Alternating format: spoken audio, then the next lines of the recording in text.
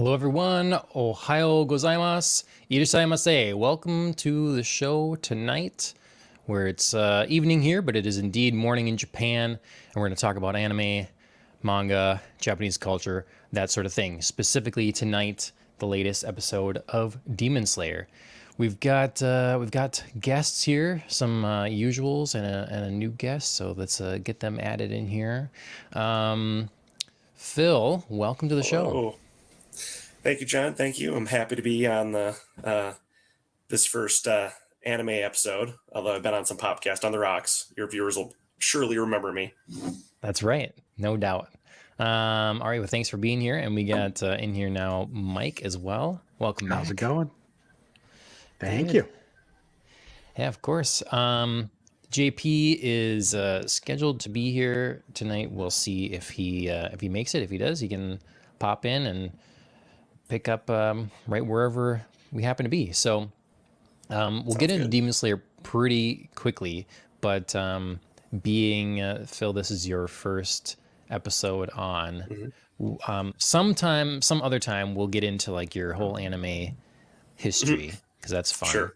That's how I always do. But for tonight, is there a show or two that you're really watching other than Demon Slayer that you're into that you'd really recommend, or something maybe you've tried that you really tell people to stay away from? Yeah, no, absolutely. Yeah, you're right. I do have a whole library of shows I'm working on at the moment.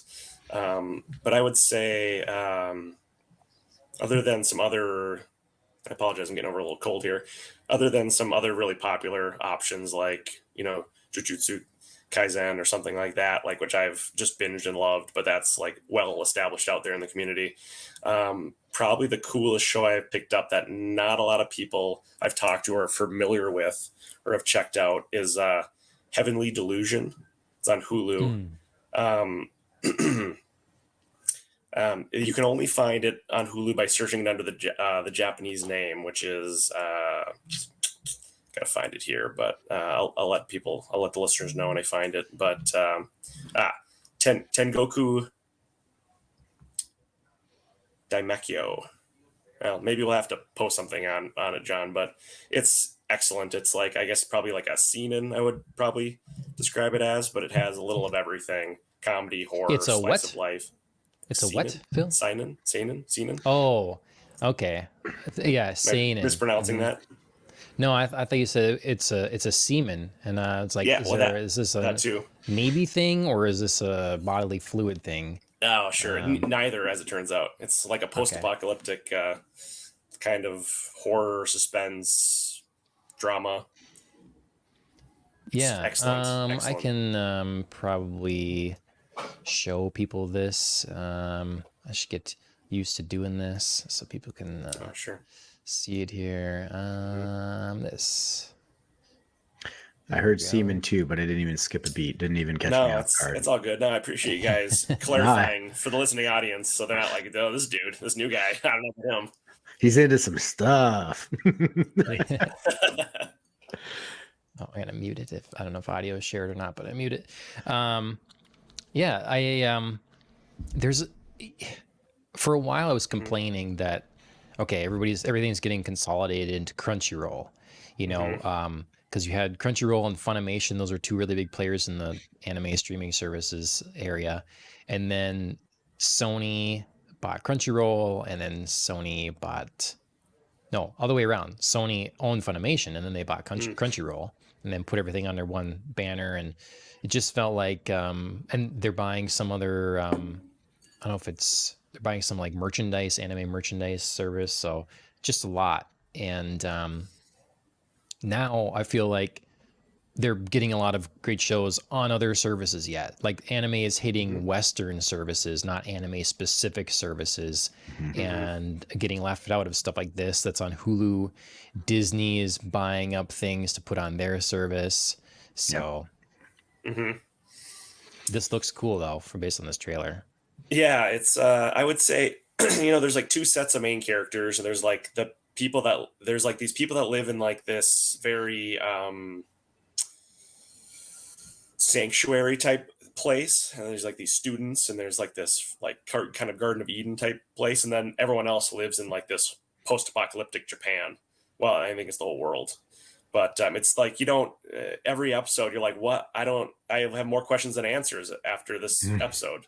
So it's pretty cool. I'm pretty confident they're gonna pull it back together and explain some things here shortly. But I don't know, 6 or 7 episodes in, and I'm still like, I have really very little idea what's really going on here. So, but in a good way, awesome. It sounds like in a good way, for sure. Yeah, still, and it definitely like moves along. It's not like one of those shows where it's like taking forever to explain anything, but it's not actually going anywhere.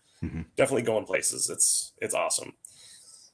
And I will say the opening scene, credit scene of the song is just awesome.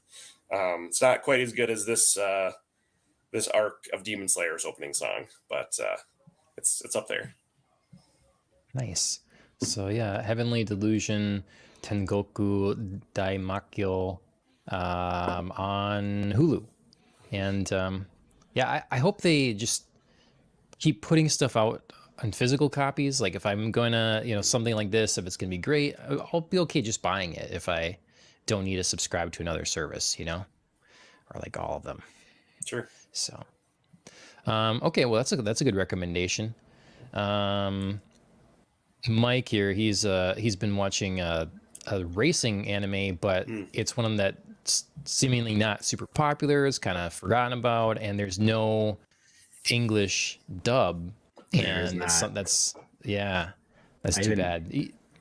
I was looking all over the interwebs for it, and my Google Foo has failed me miserably. I can't find any. As far as I know, they never made it that way. So. Yeah, I heard you guys talking about it though in the last couple episodes. Sounds cool. Yep. Sounds pretty sweet. Yeah. Still haven't finished that. Terrible about this. I need to pick up the pace. There's quite a few episodes, huh? So. Yeah, there's a lot of it. So, okay, well that's cool. JP said he'll be here shortly. So, nice. While we're waiting for him to show up yet, anybody have any fun drinks? Phil, I see there's like a large cup or something. Yeah, so this is a mug of tea. Gotten really into tea over the last couple months, like this winter especially, and just continued it on through the spring. This is just an oolong, like just a really standard oolong tea. It's like my go-to tea, but I have really been exploring. And I also have if you can see what the glare, a Haze-Tron, a Deschutes Haze-Tron Imperial Hazy IPA, which is nice, quite delicious. Cool. I have a body armor. Tap water in a body armor bottle. Okay. I would say body armor, formerly the official sports drink of the UFC. I don't think they are anymore. I don't know. I'm not sure. Yeah. Yeah.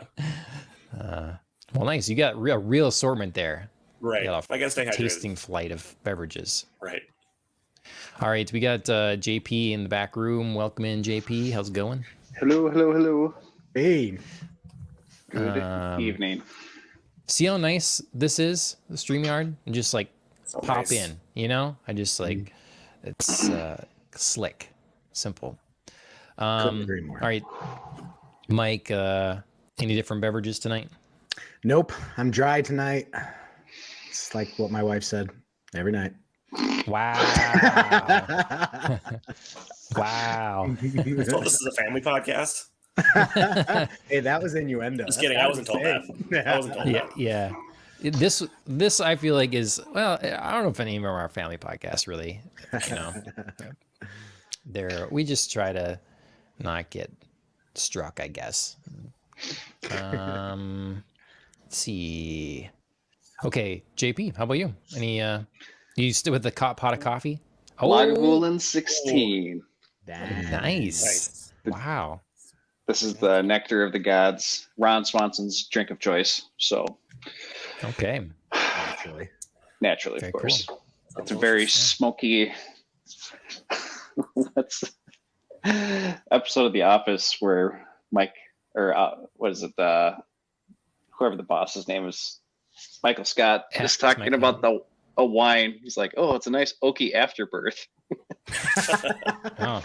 This is the only thing I can think of. Then you pan over and see Jim just like, You know, just one of those. Ah. Yeah. Yeah. That's all right. I brought something that was distinctly Japanese for the show. I have a lot of this plum wine. So it's Japanese plum flavored whiskey, Akashi Ume, and yeah, I have quite a bit of it. So thought I should start drinking more of that. I have a friend that gave me these really fancy blackout rock glasses. Oh, that's and there's cool. like a black, Yeah, I like this. I'm sure you can't see it, but there's a whiskey stone in there that's made of like some sort of stone, and it's just all black. That's cool. So Cool. Obsidian. yeah, it's like, I feel like a Batman setup here or something. Dude, that's dope. All right, Demon Slayer. Let's start talking about that a little bit. Episode 5 from season 3. So first, I'm gonna get Mike's impression to see if this week's was any better than last week's, and then I want to see. Then once we get past that, then I want to know what Phil, kind of what you've thought so far, being it's your first time on here. How has the season been for you thus far? So, Mike, better or worse? Slightly better. Yeah. We sort of almost moved ourselves along. No, I'm kidding. We moved along here. There was some resolution, sort of. And so from that perspective, it was better. We saw some neat action things. I got to see my jar guy. We got his name, and right now it's escaping me. Go. Oh, I was gonna pull up names. Yoko, right. I think. That's right. Was that it? Yep. Okay. Yep. That was a lot of fun to see, and I loved what they did with him. And yeah, Tanjiro is not in the same exact fight, in the same situation that he was the episode prior. So that's progress. There we go. All right. Good. All right, Phil. How has the season been thus far for you? And maybe even in comparison to how seasons previous have started up. Yeah. I really liked it so far. I wasn't sure how I would like it. I think there's been sort of this general chatter that it's not going to be as strong of a season for some reason, which is silly because that all came out like before the season really came out, or based off of maybe just like the first episode that they lumped in like the movie when they released that movie release. Within the last 2 episodes of the last season and the first one of this season. But I really liked it a lot. I like that it's, changed up quite a bit, bringing in new characters. Some of the other side characters are kind of off doing their own thing. You see a lot of the swordsmiths. It was really, I think and they sent like 2 demons. It's been awesome. I felt, and I agree with a lot of your guys' kind of critiques and things like that from the last 2 episodes of the show, with a couple of minor exceptions, but I think it's been great. I thought this most recent episode was awesome, super super cool. Well, what are some of your exceptions? Oh well, this is more of a global exception for the show, but I forget if it was Mike or JP, but one of you was throwing shade at my boy Zenitsu. Yeah. Fuck that guy. Like my favorite character, man. I was like, all right, I gotta get on sooner rather than later here. This is great. No, yes, he is annoying, and he bugs the hell out of you. But I just love that he goes from being like this like petrified, annoying dude, and then like John, you mentioned it last episode where you're like, then he just falls asleep and he's in this state of like total focus, and then he just lays down some just crazy shit with which is like lightning and thunder breathing, and I think it's really cool juxtaposition. And he only ever pulls it out when it's like the direst of circumstances. I don't know, it's probably like just like very classic anime trope, but I still dig it. Yeah, but I can see where people don't love him also. I'm glad that there is somebody that does love him. That actually makes me happy. Right, everyone needs someone, right? Mm-hmm. Everyone needs a fan. I like him too because of that juxtaposition, because it was early on, I'm like, God, is this guy going to ever shut up? I don't think I could deal with this person. Like, if I'm Tanjiro, I'm like, what are you? Go away. Like, his patience is, is something to behold. But then when it's sort of a Master Roshi. Master Roshi, isn't annoying, but he's like an old pervy dude, and then all of a sudden he bulks up and is amazing. And I always love that kind of thing. I am a big fan. So whether it's someone that seems timid and is actually really badass, or is someone that seems obnoxious and is scared all the time and is actually really badass, I always like that. As long as they balance, they got to balance it. You can't have too long of him complaining and whining and I need to run away. So I also just think he's an interesting character because I feel like some of the characters that are working to become demon slayers have similar breathing styles as some of the current demon slayers, but none of the current demon slayers have his power, which makes me think, along with Tanjiro, eventually he will also become a demon slayer and probably get over his like Hashira, fear. Yeah, sure. Yeah. Hashira. Yep. You know who has none is Inosuke. Mm-hmm. That's because he made True. his up. Right. Yep.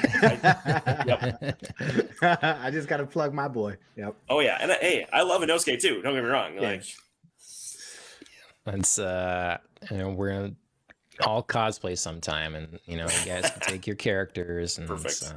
You play need it to up. give me like 3 years. I was just hitting the gym hardest. Yeah, because he really doesn't wear a shirt much. No. So yeah, that's true. I don't think the That's dad true. bod can pull off Inosuke so well. So I need to dehydrate myself a bit here, cut some weight.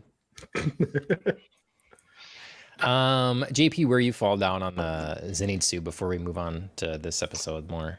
I'm more indifferent. He's not a favorite character because I'm a very Inosuke, and I usually fall in love with the main characters. So Tanjiro's always the Tanjiro Inosuke interactions are always my favorite at any point. Especially when he woke up in the hospital, he's like, "Oh, I must be hallucinating that he's on the ceiling." And then when everybody turned up and looked and had that oh. I was in the theaters when I was watching it with my brother, and we were laughing so hard. And Inosuke never calls Tanjiro by his name. It's always a different. And I'm usually watching this with very low sound, so I'm just reading it. But it's like I don't get to appreciate like the Tanjiro or Tanjiro, or he's always making just like, "Oh, you're so perceptive." He's like, "Well, I was literally laying on my back," and man, I couldn't. Just the interactions are just hilarious. So Zenitsu is he's just there. He's if it was Naruto, Zenitsu would be the chick. Is it Sakura? No, or what's her name? I don't know. She's so It's something irrelevant. right? There's Sasuke, wow. there's Naruto, and then there's the third character that doesn't matter. That's Zenitsu Wow, to me. that's not nice. Nice. It's not nice, but it's the truth. Get him, Phil. She has her fans. they wouldn't have beat at the end of the entertainment district. Like Inosuke and Zenitsu worked together to behead the sister. Like they wouldn't have done it with all of them in that situation. So I wouldn't say he's maybe worthless. Yeah, no, I agree. we'll never know, I guess. Well, we know that's And he's I remember in I think the first season he defeated one of the demons himself. Took the spider one out. yeah. He took the Yeah, exactly. I need to rewatch that again. Yeah, that's a cool arc with the spider people. That had a lot of opening threads in it, which made me happy. Did And you catch the opening thread in this episode? Nice. Good. We literally just talked about it. So I was just like, yeah. So I don't. Whenever we move to the next part, I can start giving extra thoughts. But I love it when I say things and then they happen. I was right. Her name is Sakura. So. Yep. Okay. So this episode, like you said, Mike, we got to see Vase Guy a little more. I thought it was really cool the way he was animated, the way they made use of all his different arms, and they would kind of clap and stuff like that. Yeah, Gyoko. That's his name. Yeah. Mhm. Yeah, dude, is bad news. Hmm.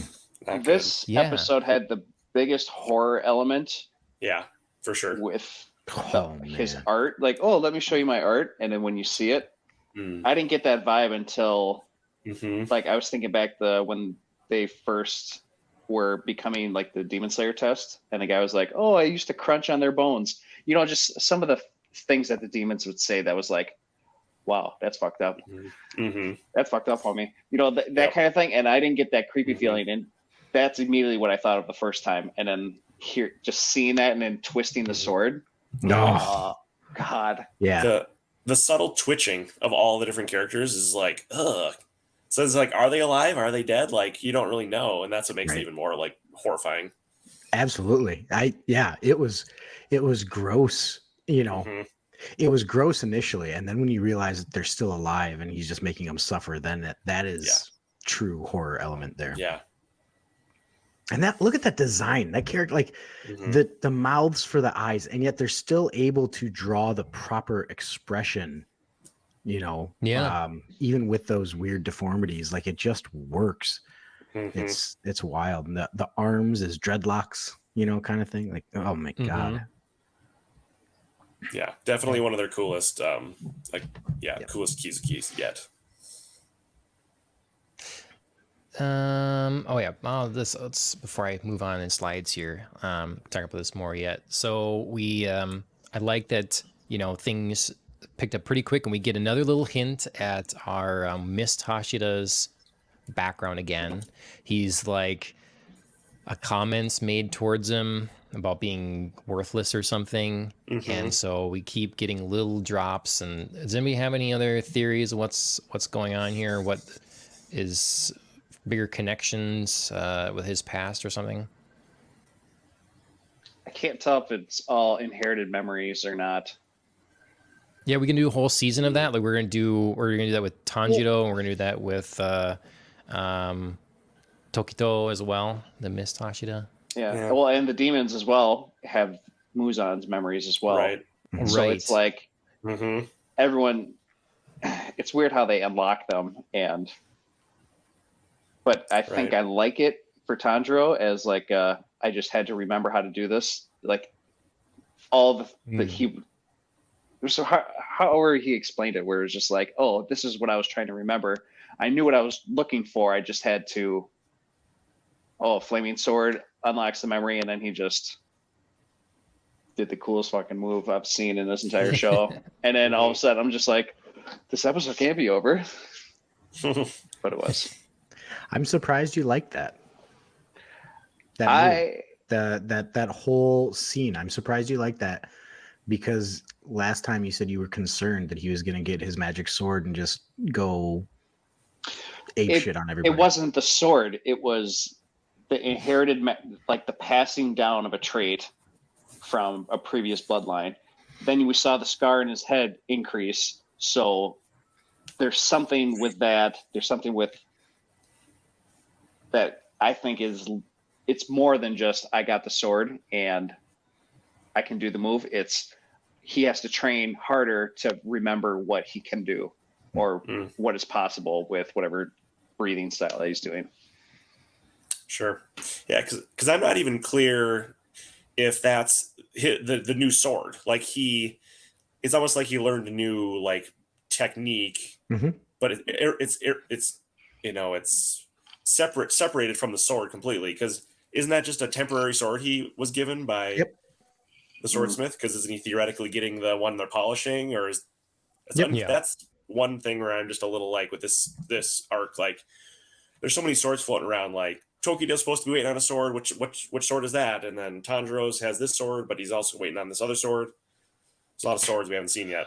Yeah, I think you're right. That is just the temporary sword. And I didn't mean that was the sword to unlock it, but that kind of had the same effect or same feel to me. Like I like the way that you both are interpreting in it. Maybe John will get to talk here soon too. But like I like how you're interpreting that's better. But for me, it still kind of had the same effect. Like he didn't do anything to earn that. It just suddenly was like, we need to end the episode. Click. Yeah, I thought you, Mike, when we had this, because I thought, oh, maybe you're gonna be bothered by like the quick improvement. But do we? I mean, if we go along with the idea of these sort of memories of the past, what if you had this and someone that you inherited memories from a different language, and you could just now speak that language? Would that not make sense? No, I get it. I'm not saying it doesn't make sense. Like, I'm not even totally against it. I don't think that demon's done. No. So I'm even less against it because he's not done. Like, that was too fast, too simple. It's temporary.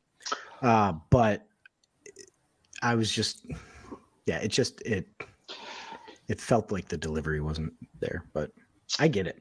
Okay. They tried to connect it with, oh wow, this feeling.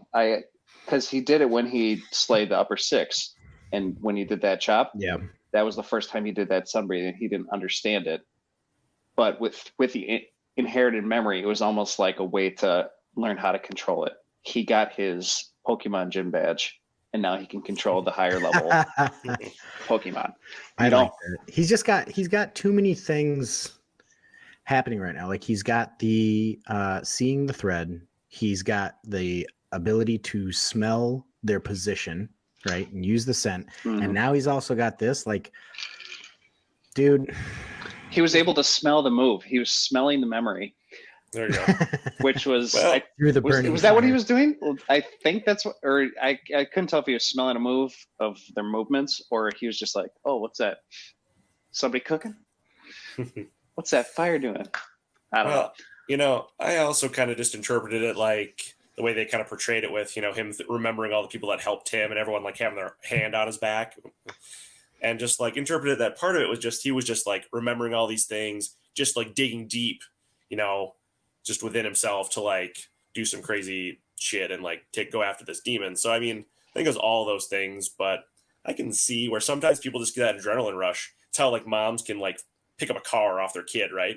You just remember what you're fighting for, and you just have this surge. So some of it was like all the magical abilities he has. Some of it I think was just he was like, remembering just to grit his teeth and go after it. I like those kind of moments for sure. I didn't feel like we were there yet, because this feels we're so early. I mean, obviously a lot's happened in the battle, but still we're early in the battle. And I just think of how defeated a lot of times a character becomes in an anime before they reach that point where they essentially gets to level up, because it's a Gohan thing. They get to level up because someone they care about is in danger or whatever, and this show doesn't generally do that, or hasn't, that I can think of so far. So but I think we did have a couple episodes now with like multiple battles being fought on multiple fronts where Tanjiro and everyone else getting their asses handed to them. And I think they needed to give the good guys a win, because, we left the episode with Tokido in like a water tomb, I mean, and then, the Love Hashira did some crazy cool stuff with her, whip sword. But I think they needed to throw like something good in there. And I know it's just temporary, but I didn't like how they just skipped over the way that the last episode ended for Tanjiro and Nezuko. No, Nezuko just woke up and they started running. Oh, yeah, right. Obviously, as one does. As one does. As a demon, you just be unconscious. I'm kind of okay with that, actually. Really? Is it unreasonable to expect more out of this show? Has this show not earned a little bit more than just? And then suddenly. No, that's probably what you do. If you just got up, you'd start running away. Like, I don't know. That's what I'd do. Yeah, most likely. This is a minor version of this, but I just watched the Mission Impossible 3 movie, and there's a scene where Ethan Hunt is trying to get the rabbit's foot out of this place, and my computer all the screens just went black for a second. You're still with us. You're still alive. You're doing look great. Oh, perfect. You expect we're going to go in and we're going to see this giant heist as he's trying to steal the rabbit's foot. But instead, all we do is basically see him enter, and then we're like talking to the people on the outside waiting for him, and then all of a sudden he's like, I need evac now, and like I can't make it to the height, and he's like jumping out the window. Like we didn't see anything that happened inside, and it kind of amplifies the what happened there. Nope, and like this is a very same. quick version, but we're just like thrown into the action. Here, let me throw another example at you that refutes your point. In Star Wars Episode 3, Oh yeah, we're Obi-Wan using some Kenobi was quality supposed to stuff here, fight. guys. He was supposed to fight all of the General Grievous's like personal bodyguards, but due to budgetary concerns, instead of fighting them, he just grabs the thing and then force pushes it down and just. So See, the difference I there would is I have got to see how he got out of it. yeah, I would have rather. I'd like to see. Show me. Yeah. Instead of tell me. Obi-Wan Which comes was back. good. We're fans. Me and Mike, we're fans of that. So John, you're wrong. We can move on. Like what the demon just he was like, slammed him in the ground. And he's like, that'll teach him. And then turned around, or like what? They were unconscious. Their eyes were white. The pressure was still pushing down on them when we last left that episode. Yeah. It would have taken all of 3 seconds of animation, and you would have got your wish. So like to me, it's such a minor thing to fill in the blank. It's like the pressure's down, they're passed out, the pressure maybe lifts as the next blow comes, and all we see is like Nezuko's face like pop awake, grab Tanjiro and run, and like it's all right. For one, if it's only 3 seconds of animation, then show me. For two, that takes away the stakes that were at the end of last episode. It looked like they were toast. They had 3 demons looking down on them after getting pummeled. And we're just supposed to believe that those guys like had to bend over to tie their shoes and forgot? Or what? Did they start monologuing Bond style? Like, what are they? Come on. Well, for one, Nezuko's a badass, so she could do it. For two, I will say, as a whole, like anime fans, and I've heard you guys talk about this a bit in some of the previous episodes, we complain when the storyline doesn't move along fast enough, and we complain when we don't see enough of the detail. And so, sometimes we skip some of those things, and then we can get it to move along a little faster. You get some other stuff. Because, they only have 23 minutes. They have to decide what's the most important frame to show you. I agree. Otherwise, we'll never get through. But my point is that this was one of those critical spots that you should have put the time into. Like, this is not the thing to skip. The thing to skip might be, I don't know, the end credits where there's a little joke about how she sheathes her sword, which I liked. I thought that was great. It's hilarious how they never actually show it. Great joke. Right. But like, you can cut that and show me how the hell they get out of the situation.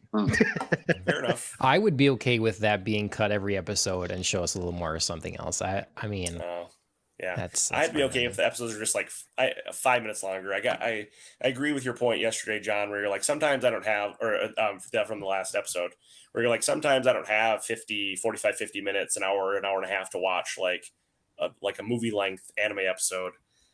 But 23 minutes is just a little too short. So 27 minutes, just throw an extra 5 minutes in there would be just perfect.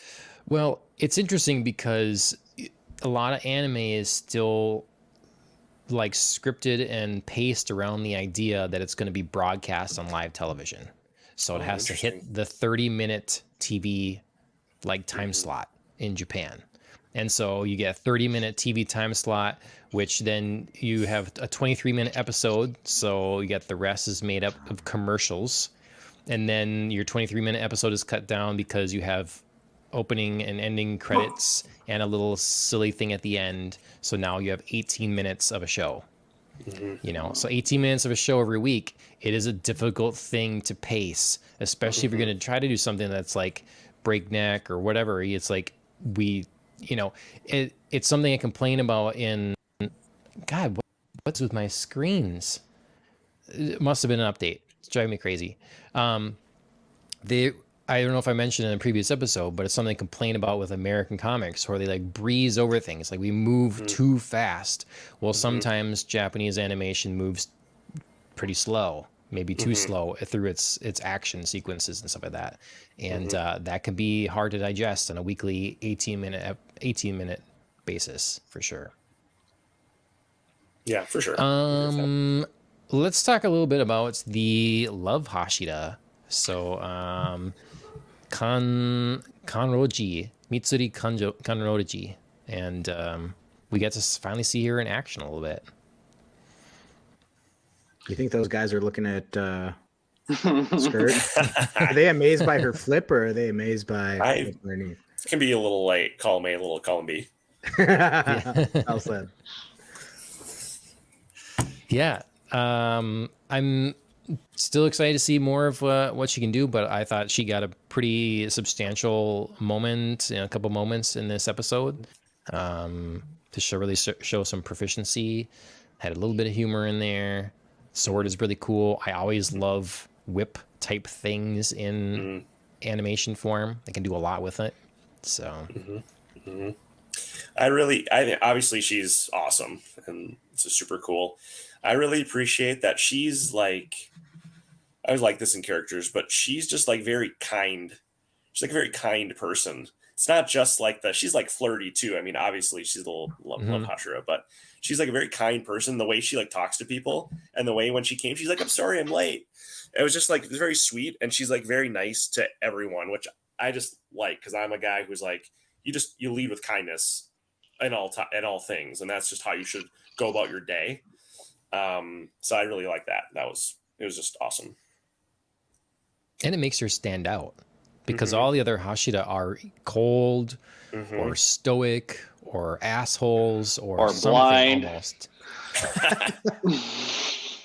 So it's, she's, I guess, she just really stands out as someone that you would be okay trying to be friends with and would be approachable and stuff. So can't all be jerks. Right. Yeah. Which is interesting because the I forget the guy who leads the Hashira. I forget the guy who is like has that blood poison going on or whatever. That guy's super nice too. So it is weird that so many of the Demon Slayer core are like jerks. Yeah. I wonder if there's a different side to him, or if like he used to be really different, or if we'll ever know, really what his kind of real backstory is. Very interesting. Him and all the like little sort of servants he has or whatever they are. I don't know if they're all like daughters or I thought one was his wife what? and two are his daughters is the way I interpreted it. Okay. Yeah. So it's Kagaya Ubayashiki is his name. Love Hashira sort of had like a little mini boss, huh? Got her own little not. Did she even do sun breathe or whatever breathing, or did she just kick ass, or did she do a thing for the? She said it, but nothing like came out or like there's no like flow of any energy that we could see really. Yeah, so I think that was the coolest part was she came and slayed everything without even really doing anything. Didn't even break a sweat. Just like, oh, you're big. And I don't know how those people are still alive after that fish was like crunching him and they're like just spewing blood. Like, are you okay? Oh yeah, your tits are really bringing it right back to me. So like, okay. Yeah. These people should be dead, but we'll just breeze past that. Well, it's sort of they're using the liberty with the animation to, amp up the sort of like shooting blood from your nose. You probably didn't shoot that much blood from your nose. You're right. Yeah, probably get squeezed to death, but it's okay because it's not really. Right.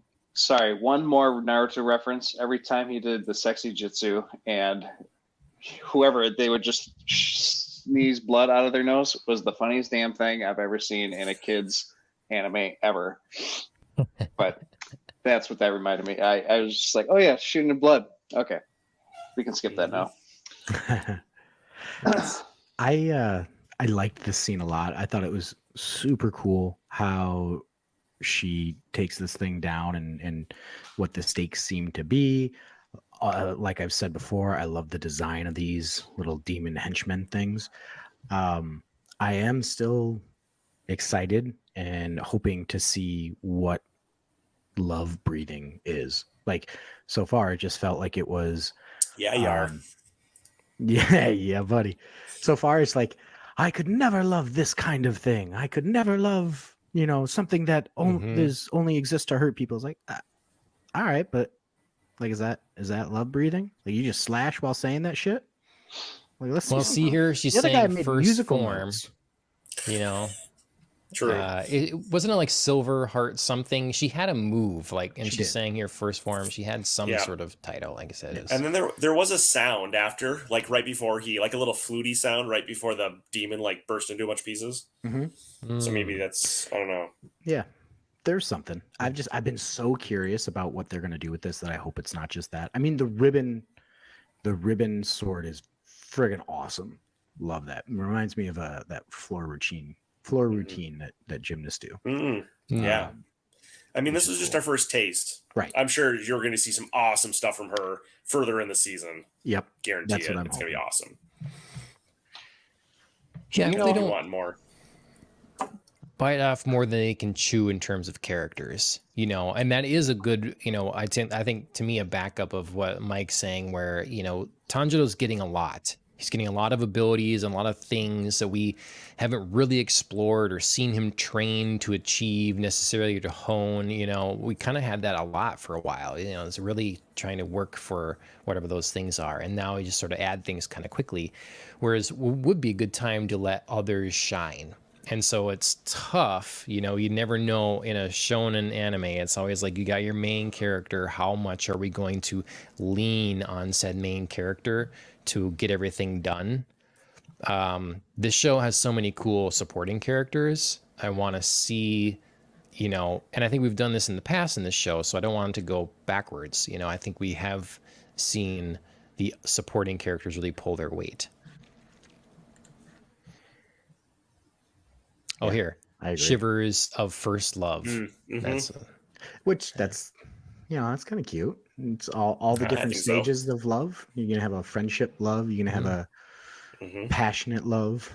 Yeah. Oh, yeah. It's going to be... Yeah, Backseat of Chevy Cavalier love. Get it. That's the finishing move right there. nice. All right. So, love Hashida. Hey, they put it in the show. I'm going to put it on the screen.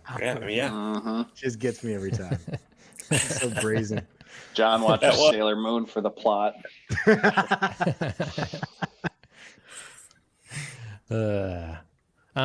Okay, so let's see. Here's the scene that has Mike up in arms. The laziness of this show that we don't see. I thought despite missing that moment and how they escaped, I thought this was really cool again. I love the way the lightning is being used so far in this. It just looks great. It seems like an inescapable thing. So, yeah. I agree. I like the scene. I just want more of it. I think that's a good problem to have. Absolutely. With these demons and how I saw a meme on this before, but how we talk about how they're so nonchalant about like trying to take these people out. I really wish they would do like a background. They wouldn't have to be for every single upper rank, but like for one of them, going through like, we don't have the context of they've been alive for a few hundred years, right? But they just tell us that. But if they could show us like, maybe they go all out at the beginning and they get stronger and stronger. And then they show us the point where, they kill somebody and they're like, well, this isn't even fun if I just kill them right away. And then slowly progress to where they are now.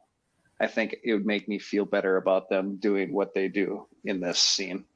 That's a cool idea. Like show why they play with their food, basically.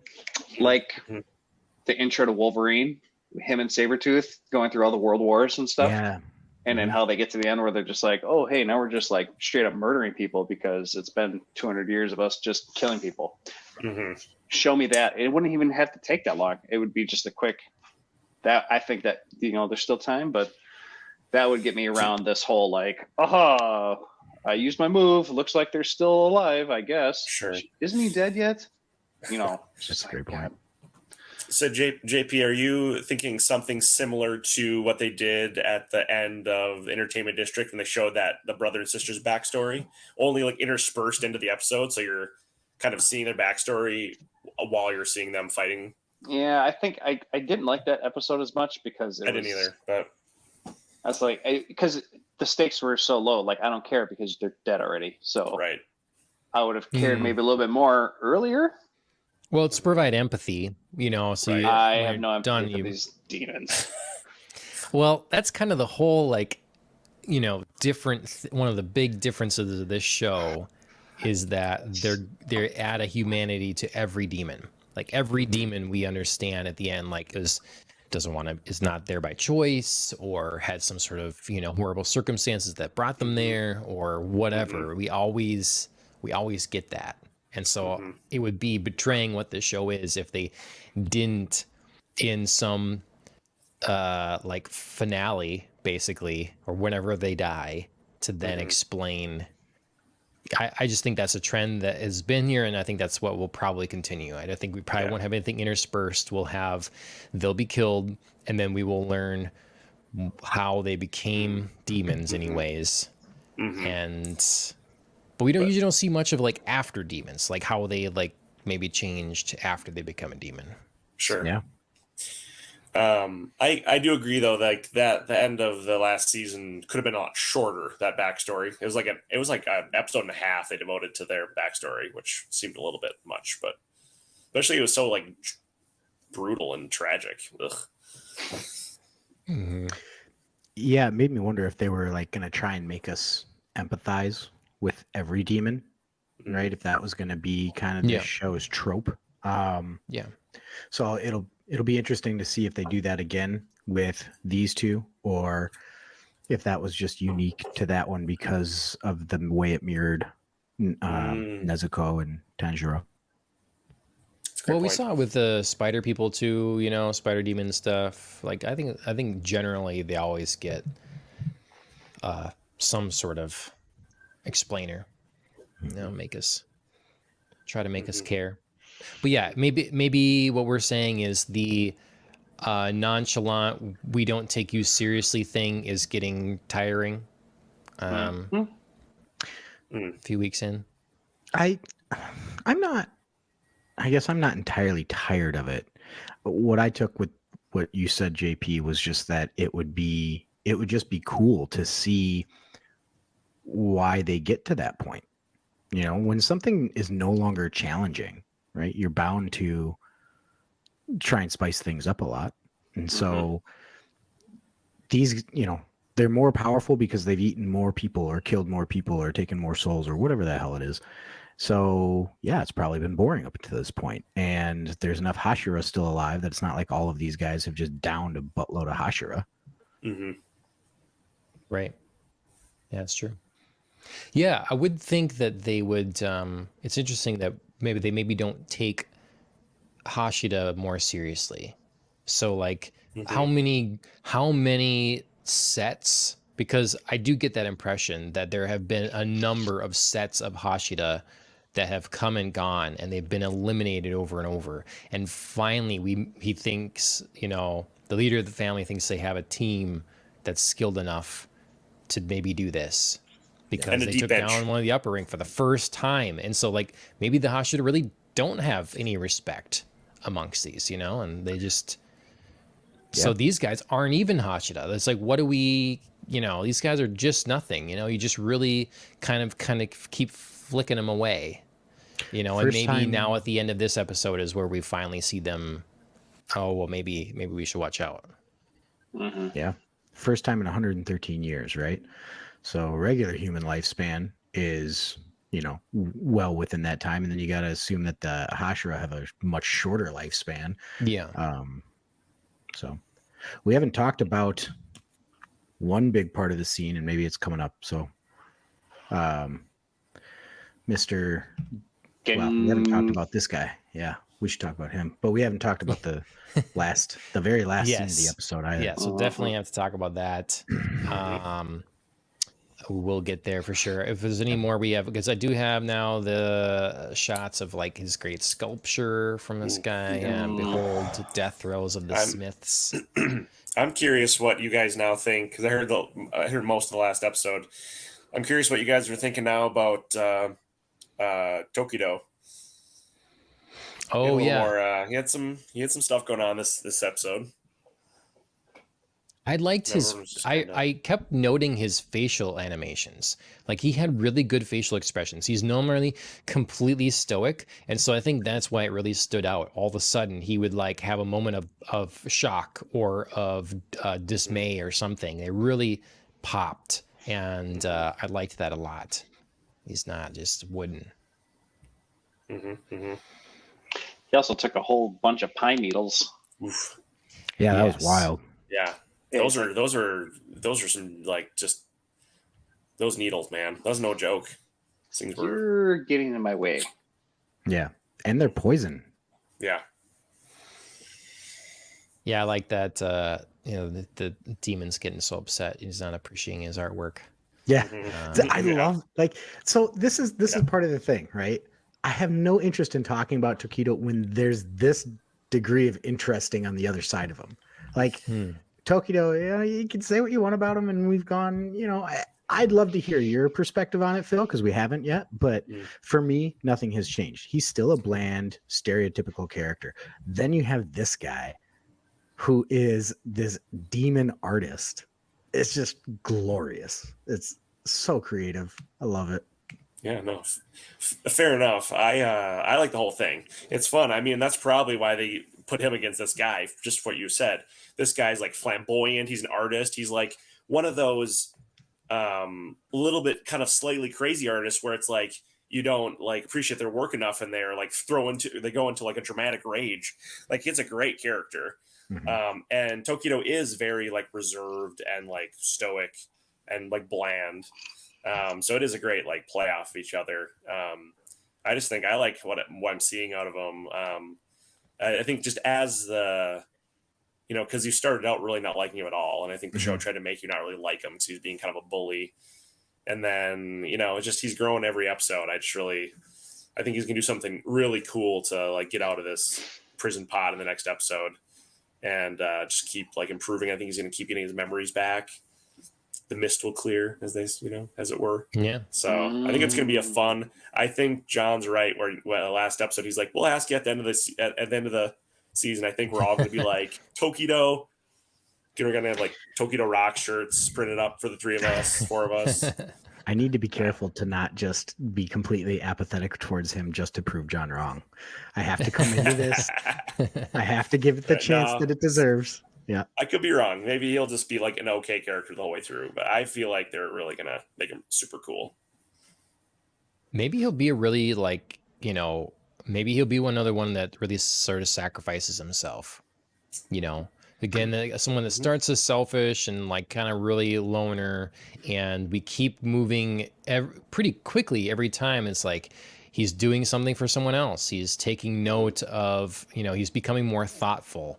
And, maybe once his past or something is fully recalled, he'll see the kind of person he was.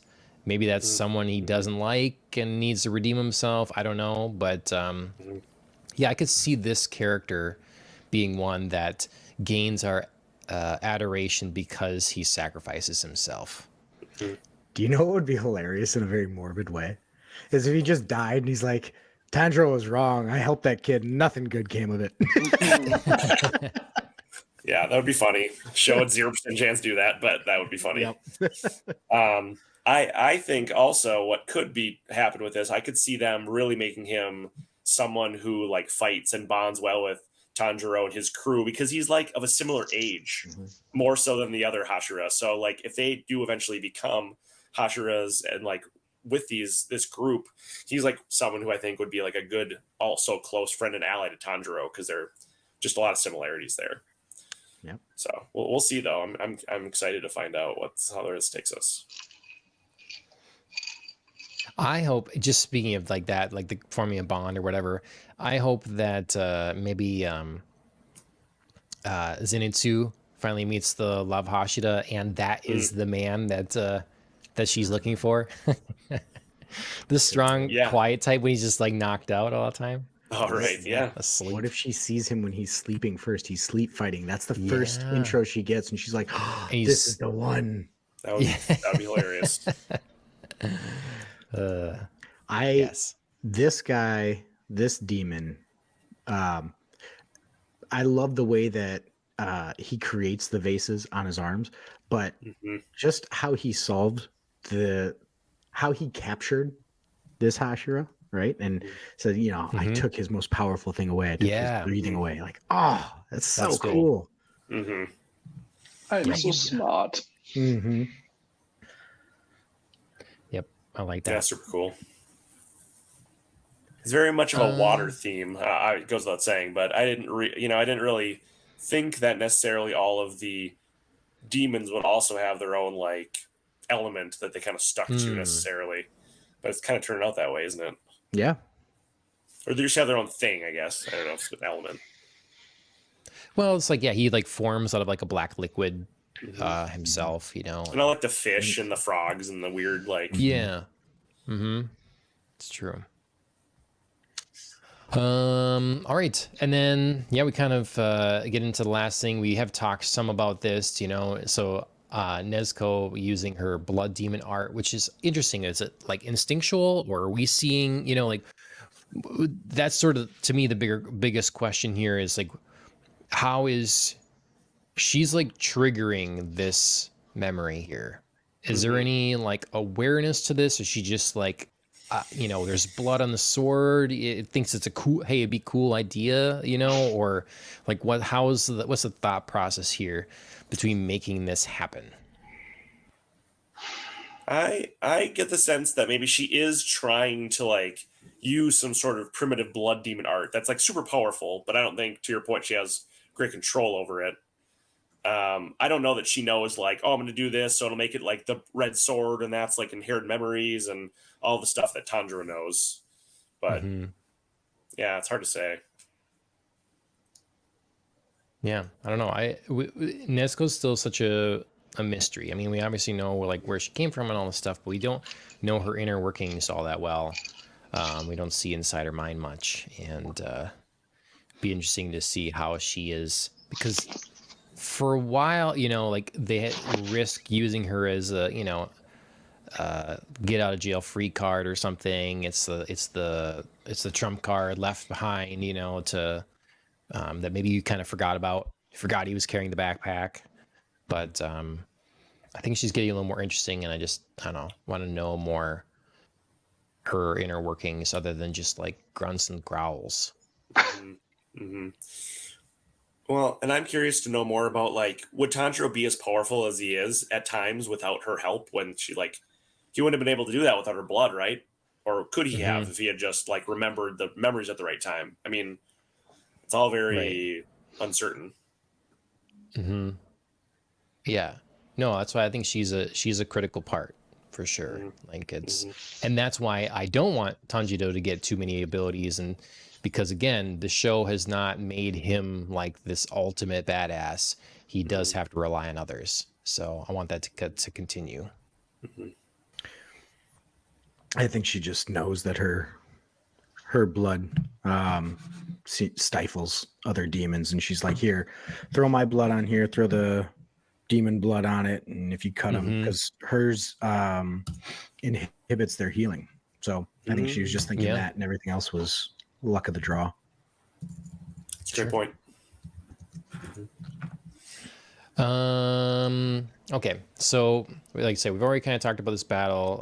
We saw them, getting serious about seeing the. I know, I did. I like that Dragon Ball moment Z, a lot. man. This was Dragon Ball Z, Gohan and Goku when he goes Super Saiyan 2 to kill Cell.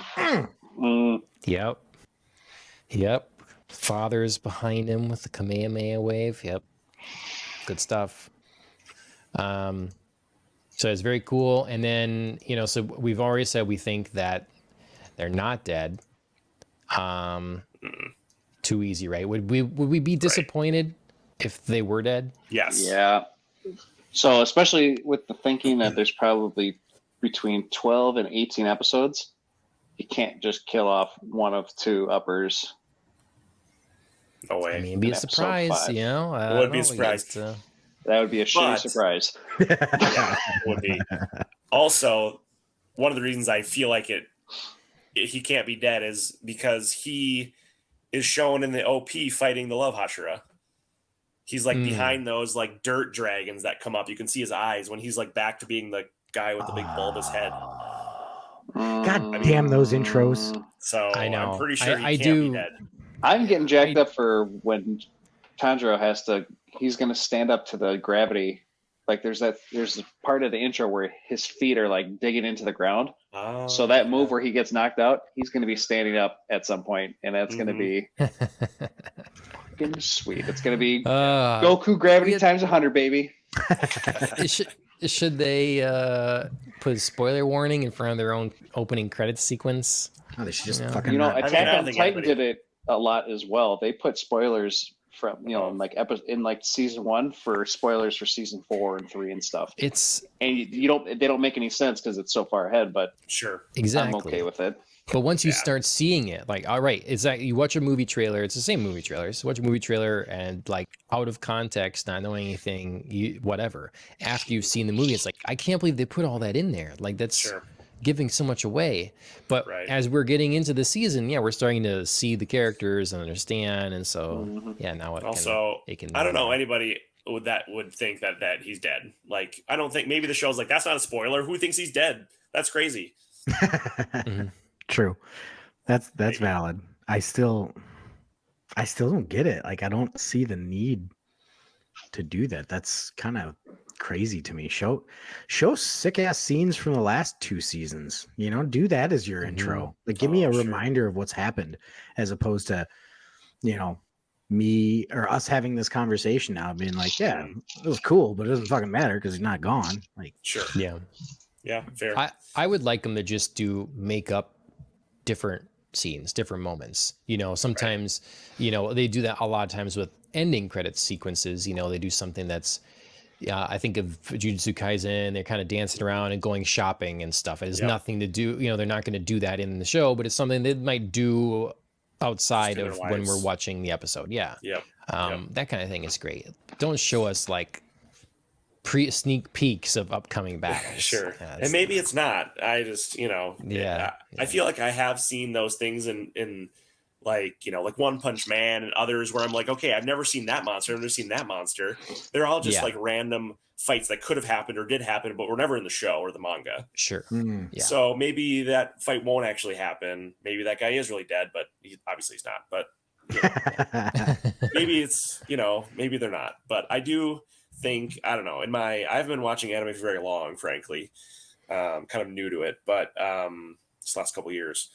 But I do think it seems like this whole, like, you know, opening scene and then you change it up every arc. It seems like it's just a very like dyed in the wool anime thing that isn't going away, which I really have just learned to embrace and like love. And now I like look forward to like, okay, what's the new OP going to be? And like, I really like a lot of the songs, but I do agree. I don't necessarily want to see spoilers in there either. So I get what you're saying for sure. All right, so we should talk before wrapping up about Genya. We kind of not talked about that or alluded to it earlier. Yeah, I mean, I don't think I saw this coming. No. Good timing on that screen flip there. I didn't see it coming either. What about you, JP? You see this? You anticipate this? Is he a demon? Yeah, I don't know. He looks like one, right? Fangs. It's something else because haven't we seen him in the sunlight? Yeah. And it's not like, oh, he's not. He's the first sun. Well, Have we we? saw him in the sunlight a long time ago, before, well, like when he was trying out to get into the Demon Slayer Corps. Mm. And then the hot springs, I don't remember if it was nighttime or not in this season. Or I can't really tell. I feel like it seems pretty dim to me. Tall trees. Okay. All right. I'll buy it. So if he is a demon, then that kind of makes Nezuko less special then, right? Mm-hmm. Yeah. He's somebody like her, if he is that. Mm. Yeah, maybe we learn more. Maybe she has the ability to learn more than about controlling herself, and like that would be a fun way to broaden the possibilities with her, and maybe remove the muzzle and stuff like that. Yeah. Mm-hmm. I mean, what else could this be? Like, look at this. This is damning as hell. What, like, Definitely seems like a demon. Yeah. what do you think he My is, JP? Sorry, Phil. no worries. I don't. So we haven't really been exposed to anything besides there's demons and not demons. Yeah. So unless there's something else that like, oh, vampires exist, Hmm. like that'd be kind of Yeah. lame.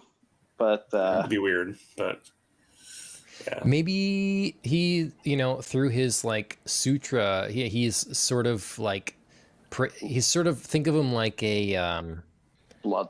a warlock.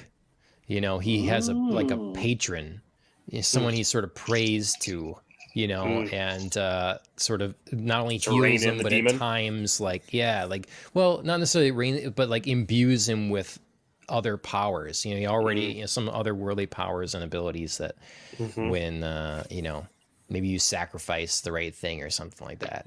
Mm-hmm. I don't know. Interesting. Yeah. So, yeah, not a demon specifically, because Muzan would like put a stop to that shit, like right off Right. the bat, right? He'd be like, nah. And he's like demon god, right? So it has to be some other entity. You're saying?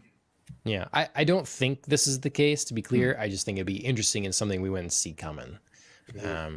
Because we do have his prayer, and I think that's important to, his ability.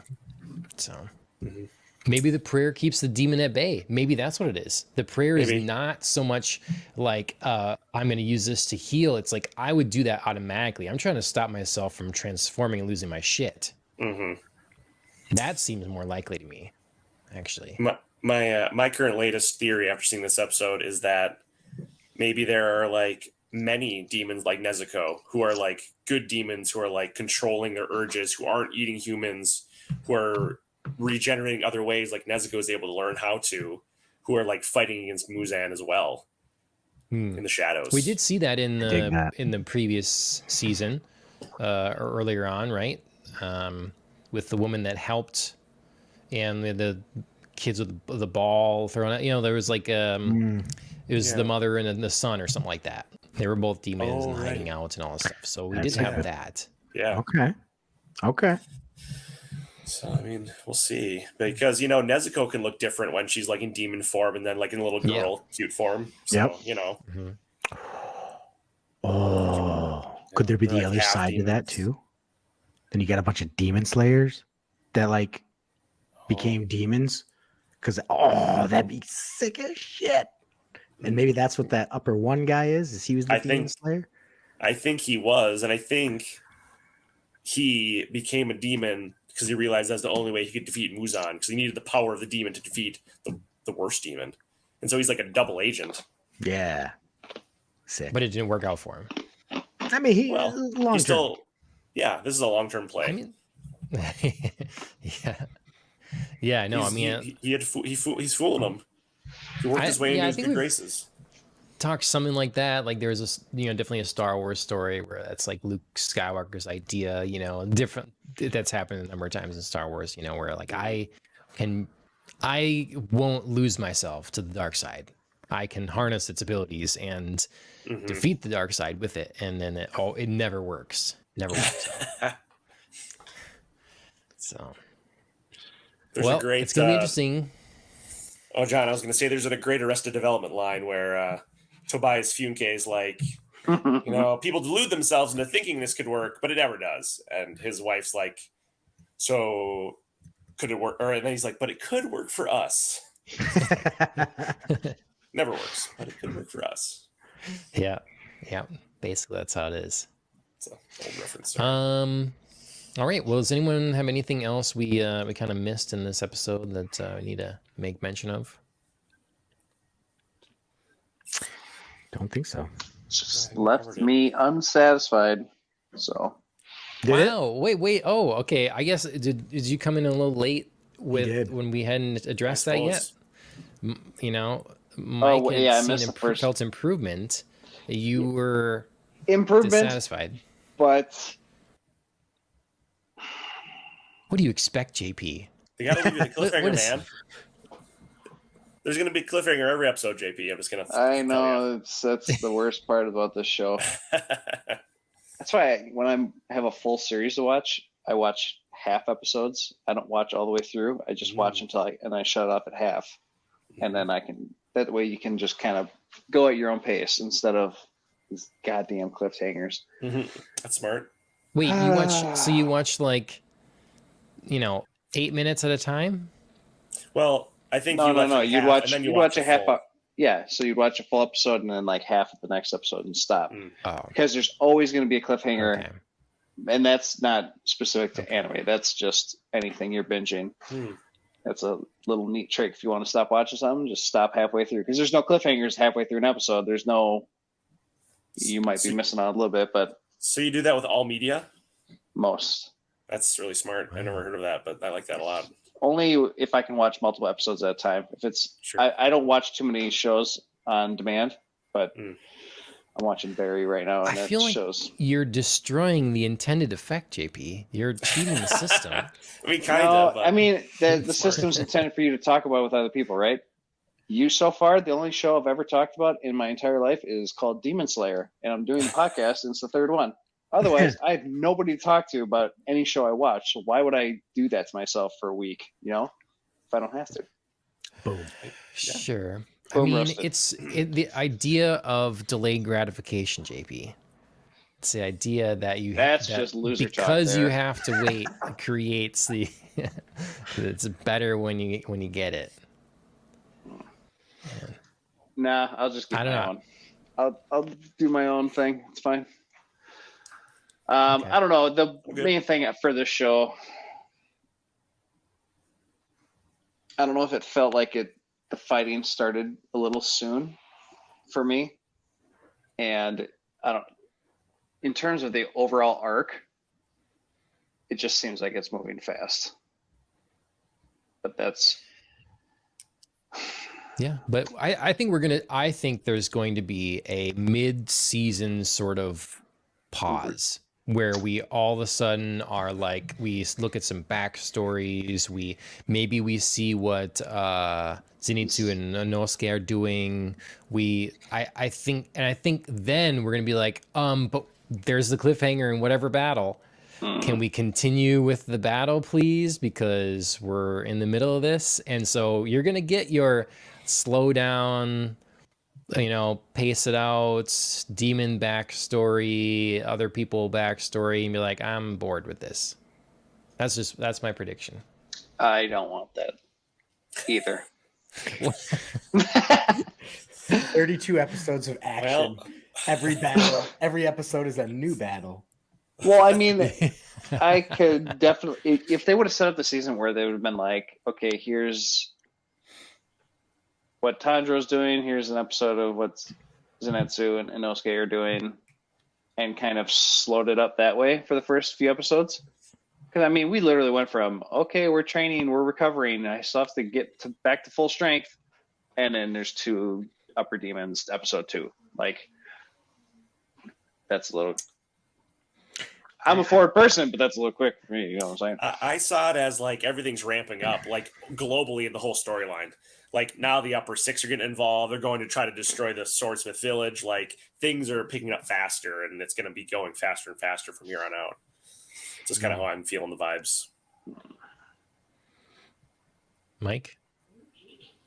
I don't know.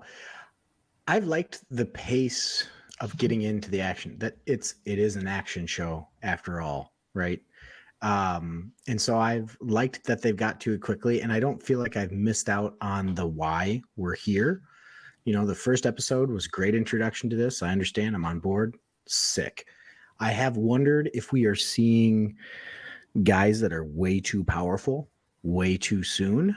Like, where do you go with this? Like, are you going to run into the problem where some other shows have gone, where they just amp it up to a degree where it just becomes ridiculous? Like supernatural. And they're like, hey, we're fighting God. Just kidding. Now we're fighting the God of God. And it's like, I don't know what's happening right now.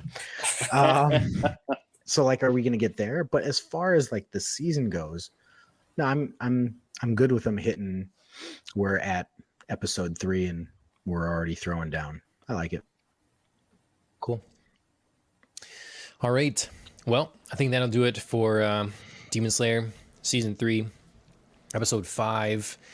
Thank you to the panel for coming on. It's fun. We get some differing viewpoints here. I was telling Andrea, I think that by season finale, we're gonna have might have a pretty big panel. So it'll be interesting to see how everybody and everybody I know is kind of really has a different like perspective or history with anime. So everybody's kind of comes at it differently. But thank you all for being here, Phil. Glad you could be here for your first episode. JP, Mike, thanks for being back. And everybody make sure you subscribe, follow, share wherever you can. We're on Twitch here, YouTube, Twitter, Facebook, all those places. We're also on podcast directories. Make sure you check us out there. Leave a review if you can. Our video format is also available on Spotify if you use them. MJ Honeybee is a friend and streamer. Check her out on Twitch if you're interested in some like Dead by Daylight gaming. Mike, why don't you plug your channel? At track_mouse. Nice. Make sure to check that out if you're interested in some racing content. Phil, do you have anything to plug? I do not. I appreciate it. Yeah. If I ever forget, Mike, you let me know. If anybody comes up with something like all of a sudden like, oh yeah, I have this thing, just throw it in there. Cool. If I ever get something that's pluggable, I will definitely throw it out there. All right. All right. Thanks all. Make sure you tune in later this week, hopefully for our regular Popcast on the Rocks. And until then, we'll see you all next time. Thank you. Okay, Thanks, John. bye.